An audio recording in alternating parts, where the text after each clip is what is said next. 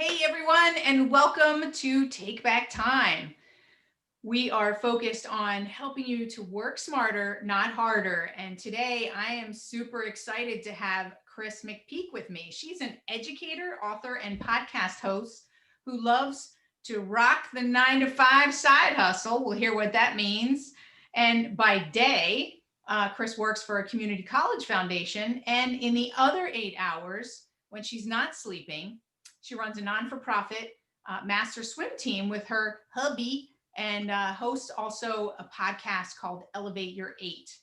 So Kris is the author of The 9 to 5 Side Hustler, How to Balance Your Day Job with Your Small Business, and 2 other books. She's enjoys swimming, which is why she's involved in swimming, right? Knitting, binge watching dark TV shows, not just regular ones, but dark ones, and spoiling her 11-year-old mutt, Duke. Kris, welcome. Right here too. Awesome. I have one too. Mine is named Oreo. Oreo and Duke. I see a podcast right there. So interesting. So tell me about this side hustle. Like, why a side hustle? If you work a day job, why do you need a side hustle? I think some people come to one of two places. So the first place is they feel like they need a little bit more money to do something extra, whether that's, plan early for retirement or buy a new car, create savings account, run your expensive hobby, whatever it is. And then the second thing is I think sometimes we have a calling or a passion that's outside of what we do, for a living, air quotes there. And we want to pursue that along the line of what we do with our day job. So I definitely see, and more so what's becoming, what I love about the time that we're living in is that you no longer need permission to follow some of these passions. If you want to write a book, you can write a book. Amazon will let you self-publish. Right. If you have a message and you want to share something with the world, you can start a podcast or have a YouTube channel. If you want to sell an online course about how to apply for graduate school, you can do that. Nobody needs to say, yes, it's okay, you're good enough to do this. So I think like we're definitely living in the era of the entrepreneurship world, and particularly with the side hustle, because not all side hustles provide you with health benefits and those types of things. So being able to go to your 9 to 5, whether you love it, just tolerate it, or whatever, and then spend some other time during the day or the weekend working on a side hustle or a small business that sort of drives your happiness, your joy level, Right. to another place. So I think, that's kind of where my calling came from, right on the heels too of my husband and I deciding to start the swim team. And that was a group thing that we started together, but then there was part of me that's kind of like, I want to do something extra in addition to that. And that's where I got the idea first to write my first book, and then the podcast came after that. Very cool. I want to challenge you for a second. Yeah. People talk about this, I'm all about residual income and finding ways to earn money, whether it's in your business, outside of your business, Sure. right? Or do things that you're passionate about. I don't like the expression. What's the side hustle? Does it have to be a hustle? Hustle doesn't have like, I don't know. It's got not the best. You are absolutely right. And I will say that I get a lot of pushback on that. And here's where I'm coming to connect with the word side hustle, or in this case, the book is Side Hustler, the 9 to 5 Side Hustler. So I took of all things, one of Ramit Sethi's online quizzes. He's the guy that wrote the I Will Teach You to Be Rich. And I mean, talk about an online guru. I mean, the man knows how to market his courses, and people will pay like huge dollars to learn from him. But I took one of his free quizzes that was kind of like, what kind of small business should you start? And I took the quiz, and it came back with this idea, like, you are a hustler. And I had the same reaction that you had, like, oh, I don't like that word. That's either sounds like working hard. Well, it sounds either like the Paul Newman movie or Larry Flint's magazine. And I was kind of like, I don't like thinking about myself in that way. But I kept reading through the description, and what he was talking about was exactly the type of person that I identify with. So somebody that feels really active and passionate about something, who usually has 9 or 10 tabs open on their computer at one time, and who will, go run the thing, work it until it's done. And the more that I read this description, I was like, you know what? I do kind of identify that with that. It was like exactly the way I reacted to the concept of being Gen X. I did not want to own that for the longest time. I'm like, no, that's not me. That's my baby sister who loves grunge music and wears flannel. But as I learned more about that too, I accepted my Gen Xness. So side hustler with me is it's more like a, I don't want to say label because it's a bad word. It's just sort of like an identifier, as opposed to um the Gary V hustle, where it's like, I'm only going to sleep 2 hours a night because that's all I need, and I'm going to go, go, go, go. Right. Well, Those people are not honoring their life balance, and that's not what I'm about. But I think I just and like, that's why I was challenging you, right? That's why yeah, I was challenging you, because also there's people on who are listening who don't have a side thing, right? yeah, And you don't make it sound attractive. If I gotta hustle, like, sure, like you said, like the Gary V sleep 2 hours a night type of thing, like, no thank you. great. So anyway, I get it. I just wanted to make sure that you made it clear for other people that it's more about a side driver. Yeah. It's It's really something. more about, it's about a small business, as opposed to anything else. But there's something about just saying side hustler that feels active, feels exciting. Right. Right. But yeah, no, your point is well taken, and it's something to think about because haven't rebranded yet. But Right. Well, maybe when yeah, you do, something to think about in terms of absolutely. making it feel and sound more attractive for those Yeah. who aren't already doing it. Right. Definitely less scary. Definitely Right. less scary. Right. So I know work. So here you said you're all about work life balance, right? So Mhm. how does one have work life balance when you've got two jobs and a family and a non for profit, and what else you got going, and a sports team that you're. Yeah, well, exactly, and that's a good question too. I think it's all about prioritizing what you're going to get done in those other 8 hours that you're not sleeping or working your day job. And what I've come to be very aligned with is understanding and knowing and being able to count on exactly how long it takes me to do certain things, and not being one of those people that says it takes me 2 hours in the morning to get ready for work. Well, are you really getting ready for work, or are you scrolling through your phone for 45 minutes before you actually get your ass out of bed? Are you eating breakfast, or are you eating breakfast while you watch a 30-minute news show? Things like that. What we do in the world of multitasking, which, as we know, is really, there's no such thing as multitasking. We switch task. But Right. I think all of those extra things that we lump in and we don't even think about is where we're wasting a lot of time. And I don't like to do that. I like to be able to say, like, I know I can get my shower done in 7 minutes, and I can be dressed and have a little bit of makeup on in another five, and, be out the locker room. I know what my commute is like. And even in LA, which I know it's hard to count on traffic here, but I'm very confident in being able to say I can get to and from work in 20 to 30 minutes.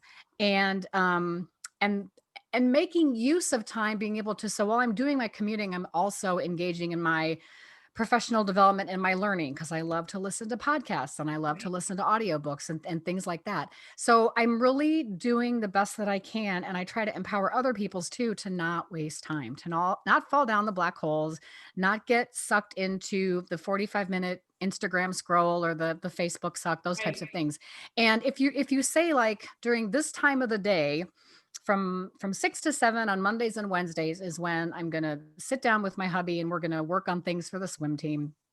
From 7 to 8 on these nights of the week, I'm going to do my social media planning. I'm going to work on my email list. I'm going to build a new course, something like that. So I have these slots on different days of the week where I do certain parts of my businesses, either myself or with my hubby. And then with the other time is when I, work into engaging in the things I like to do, like binge watching the dark shows. And what I've come to realize too, way back in the day when I just had one job, I was this crazy movie buff, and I was a serial theater jumper. I would see 2 and 3 movies in a weekend, and I did that every week. And I did that every week for probably 10 or 12 years. And that was my weekend. I mean, that was my entire hobby downtime, was seeing movies. And then I started running in my early 40s, competing in marathons and half marathons. And so now it's like I'm seeing fewer movies because I'm training. And then when we actually wound up, I broke my foot right around the time that we really got big into the swim team. So I obviously wasn't running. And so now I'm spending more of that time working on these small businesses. And so I find as I'm proceeding through the years, the things that are important to me are changing. And I probably wasn't in a mature mental state during all those years I was seeing those movies that a small business was attractive to me, but now I'm in a space where it is, and it's just as much fun for me, if not more fun. Of course, I can't see movies in a movie theater right now as it is, but I kind of don't want to. It's more fun to create a course or make a freebie or email the swim team or play You're around creating on your own experiences, right? So you're exactly. creating a Yeah, story that that's a someone else might watch about in a movie, right? I So love the way that you describe that. Yeah, I'm creating my own experiences and sharing, with whoever is willing to listen, wants to listen, what I'm learning from it. it's interesting. I think that what I'm hearing, to back up a little bit, is it Sure. sounded like um, you still have time to do those other things that are downtime. You still binge watch your dark shows or Yeah. whatever, and you still get all this other stuff done, right? So it's not like people feel like, oh, I won't have any free time. It's really just, it sounds like that you have more purpose. Mhm. You're getting involved in those things that give you more overall purpose, and you're connected to that.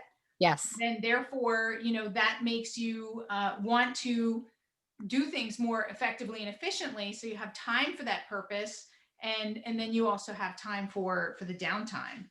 I could not have said that better myself, Penny. You nailed it. That's absolutely it. Yeah.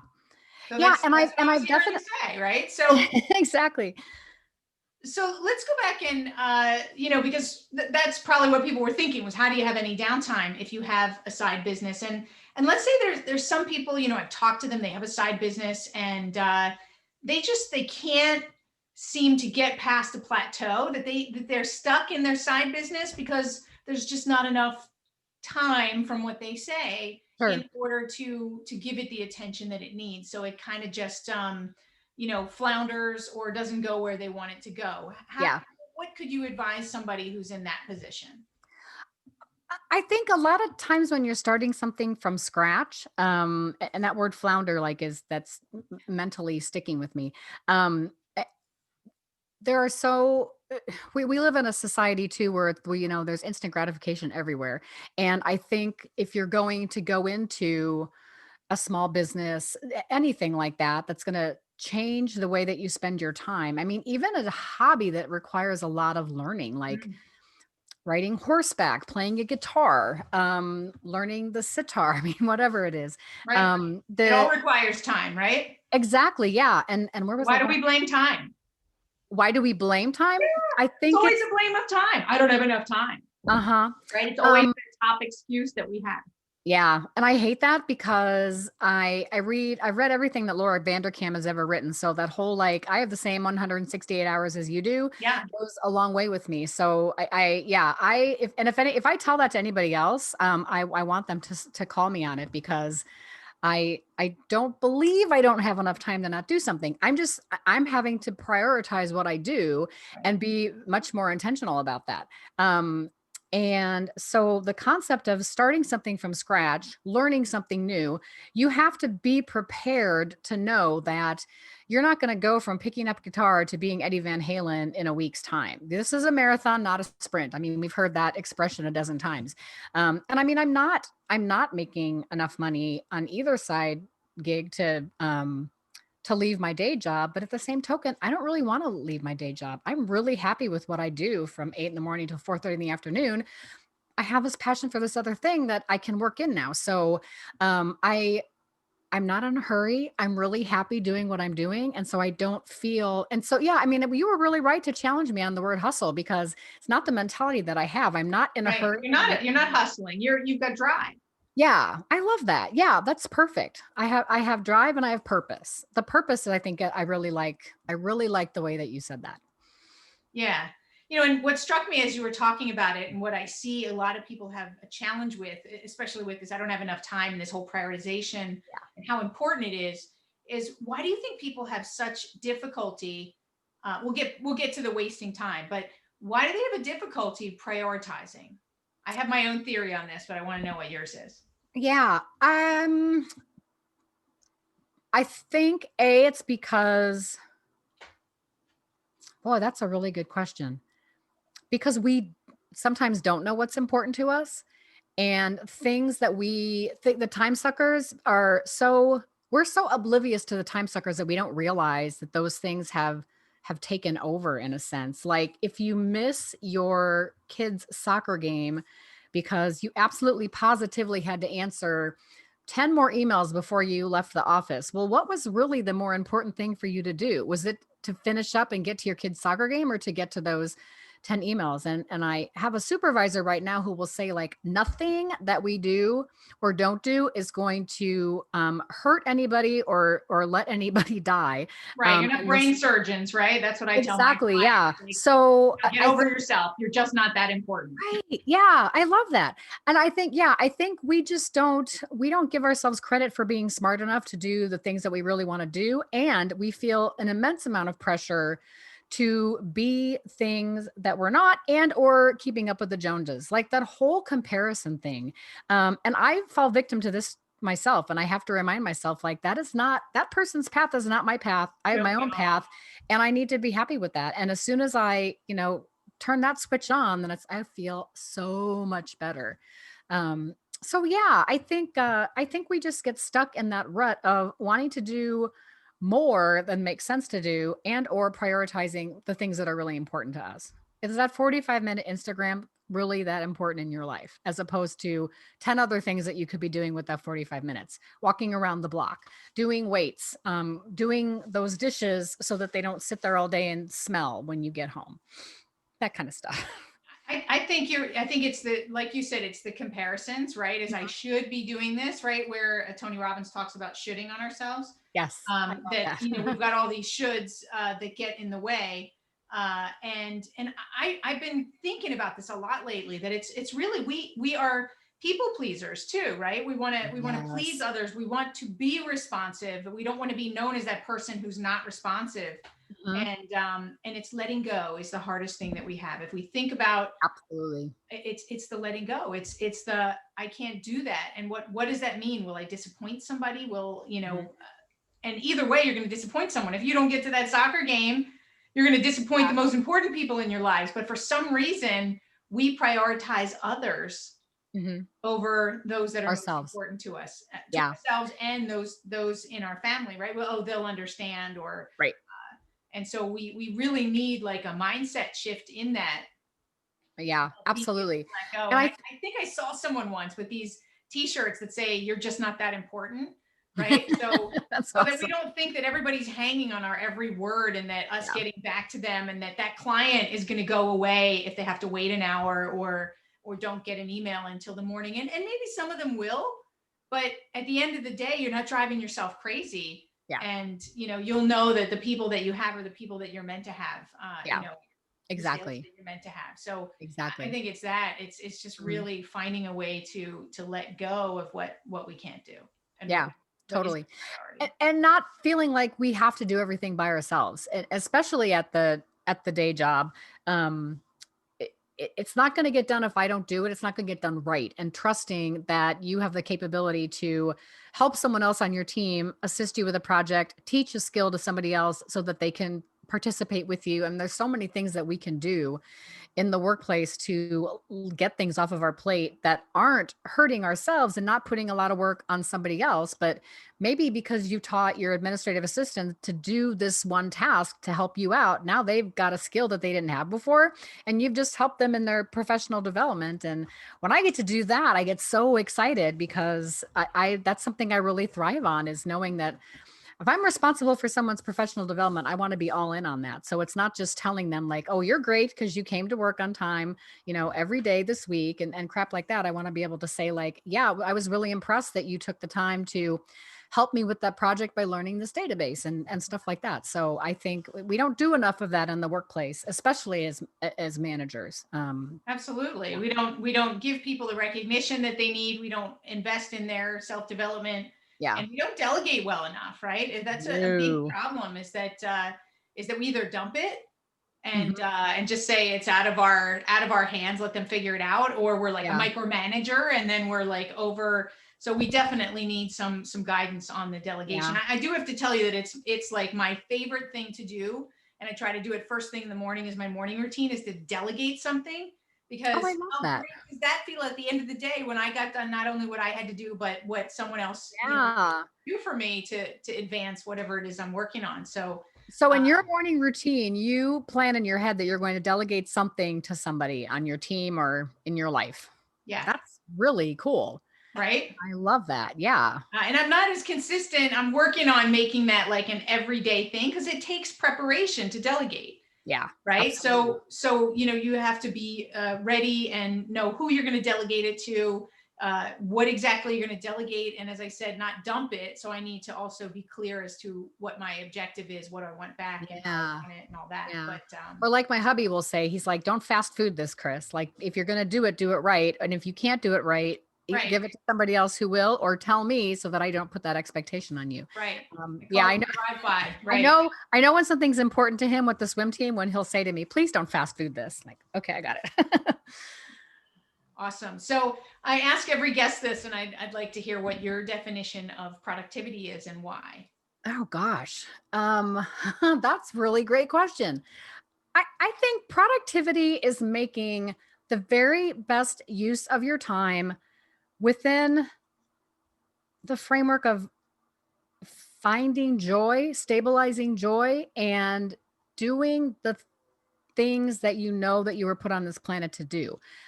So I'm productive when I'm I'm helping a student at my day job. I'm productive when I'm supporting my husband working with his coaches. I'm productive when I'm focused on an activity that I know I'm good at and that makes me happy. That's probably not a very good definition, So, but well, what I'm hearing is you say you're productive when you're doing something of a higher purpose. yeah, I love see, this is What why I'm you're so hearing. good at the show. This is beautiful. I love that. That's Yes, what I'm hearing. that's the perfect way to describe it. Because you gave Yeah. me three examples, right? So I Mhm. that's what I heard. And that goes in line with what you were talking about earlier, is you don't waste time doing things because you have that purpose and drive. And Yeah.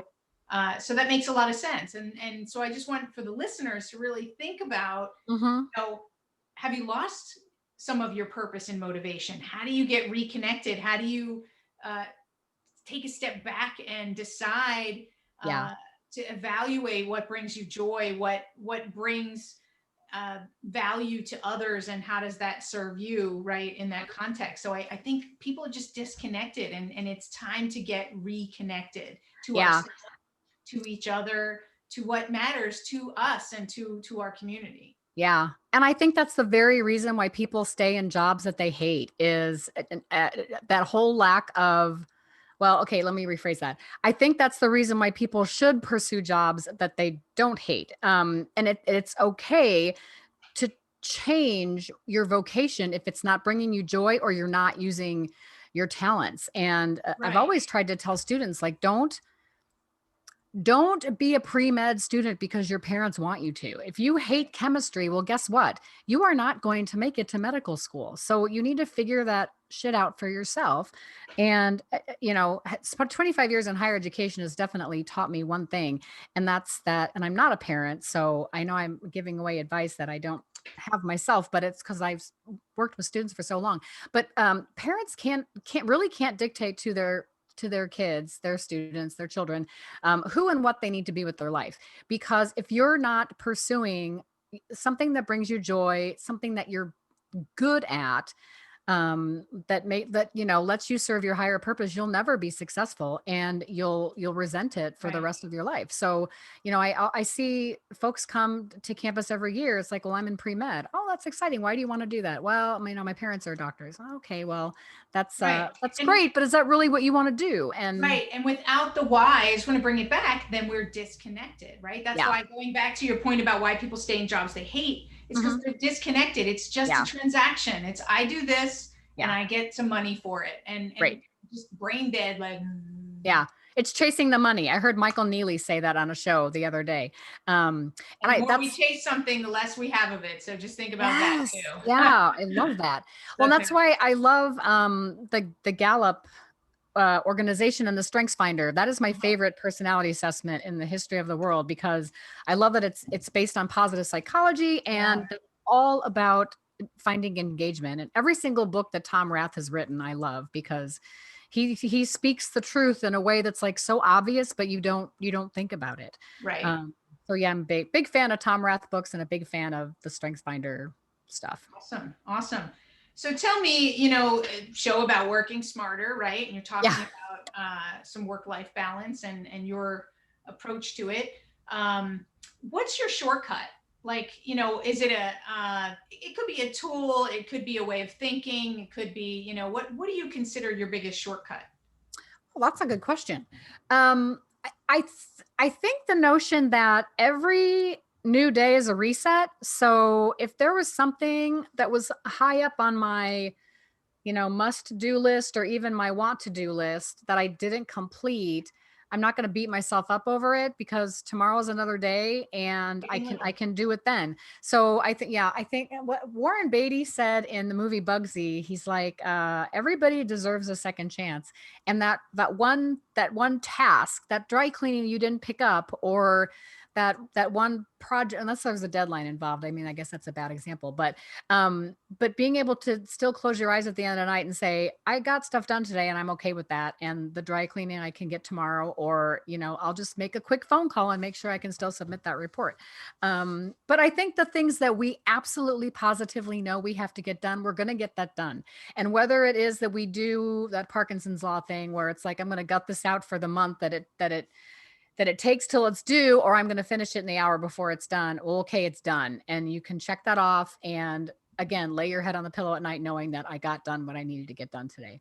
Right. One of the shortcuts that I use to um, help me with that sort of just being present with what I did get done, like you said, is Yeah. there's always going to be things on that to-do list that you didn't do, right? It is longer than the day Always. has Yeah. hours or minutes. So I started to write down daily wins, That's right? In awesome. addition Yeah. to what I've planned, so that I get reconnected to the things that I actually did do and Hmm. how that's driving me forward. And that's made a huge difference in how I end my day, because Yeah. then I'm not like, ugh, like, oh, I didn't get this done, and just focused on what I didn't do, right? So Yeah. that's always it's always another way to end the day in a positive note. Totally. Yeah. Absolutely. So, Kris, what else, is there anything else before we end our show today that you wanted to share around work-life balance? A tip, a trick, Well, I quote? think, yeah, what I would love to share is sort of the philosophy behind my show. Because when I explain this to people, they're, what is elevate your rate? What does that mean? I'm like, okay, well, let me outline this for you. So I came up with this after I wrote my first book. And it was sort of in conversation with a colleague that we were talking about time management. And I was like, I just realized that if I'm only working 8 hours a day and I'm getting 8 hours of sleep every night to take care of myself, then really the only thing I have to worry about is those other 8 hours. And she's like, God, Kris, that's brilliant. I never thought of it that way, but it's really true. And I think the whole notion of we have to be a workaholic to be successful, I think is a load of BS. And I have really strongly resented supervisors that have made me feel like I can't get my job done unless I'm there until 7 and coming in on every Sunday to answer email. And in fact, that's why I switched from working in college housing to working in development, because I just, I'd had enough of getting the life sucked out of me. And there was no I was not following my purpose anymore. And so if we're thinking just about how we spend the other 8 hours of our day, what are the things that are important to us? So it's important that I have some fitness. It's important that I get to knit a little bit every day. It's important that I pour some good time into my businesses, to my time with my hubby, to making sure that Duke back here gets a WALK a couple times a day. If I say it, he's going to want to go right now. Right. I hear you. And yeah, and so again, if I'm honoring those two things, my alignment with my work and my life and my wellness, then that's really everything else is simple and or gravy, as I like to say. But if you're not gravy, then it's Jolly Ranchers, and that's fine too. So I'm very pleased with the way that I've chosen to outline that because it's working very well for me, and hopefully it'll work well for some of the listeners.